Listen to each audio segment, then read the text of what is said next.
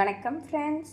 நாம் உடனடியாக செய்யக்கூடிய பொட்டேட்டோ ஃப்ரைக்கு பொட்டேட்டோ தோலை நீக்கி பொடிதாக நறுக்க வேண்டும். நாம் உருளைக்கிழங்கை பொடியாக நறுக்கி எடுத்துக்கொள்ள வேண்டும்.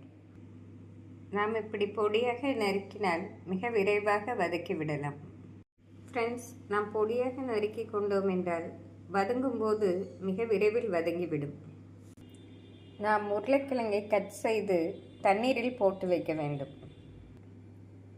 நாம் உருளைக்கிழங்கை தண்ணீரிலிருந்து எடுத்து ஒரு சட்டியில் போட்டு இதனுடன் தனி வத்தல் பொடி 2 ஸ்பூன் போட வேண்டும். நாம் தூள் உப்பு 1 ஸ்பூன் சேர்த்து கொள்ளலாம். கரம் மசாலா 1 ஸ்பூன் போட வேண்டும். மசாலாவை நாம் நன்றாக மிக்ஸ் செய்ய வேண்டும். நம்ம உருளைக்கிழங்கு மசாலா செய்வதற்கு முன் இப்படி நன்றாக நாம் மிக்ஸ் செய்து கொண்டோம் என்றால் நாம் வதக்கும்போது மசாலா உருளைக்கிழங்குடன் நன்றாக கலந்து இருக்கும். இப்பொழுது நாம் கடாயில் இதை தாளிப்போம். உருளைக்கிழங்கு வறுவல் செய்வதற்கு நாம் 4 ஸ்பூன் எண்ணெய் ஊற்றிக்கொள்ளலாம். எண்ணெய் காயவும் கடுகு ஜீரகம் போட வேண்டும். கடுகு ஜீரகம் பொரியவும் நாம் பெருங்காயத்தூள் 1/2 ஸ்பூன் சேர்க்க வேண்டும். நாம் இப்பொழுது உருளைக்கிழங்கை சேர்த்து விடலாம். இதற்கு நாம் வெங்காயம் போட தேவையில்லை.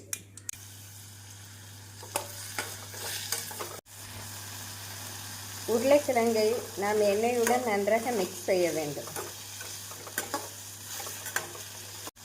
இதை ஸ்லோ ஃப்ளேமில் மூடி போட்டு ஒரு 10 நிமிடம் வைத்து விடலாம்.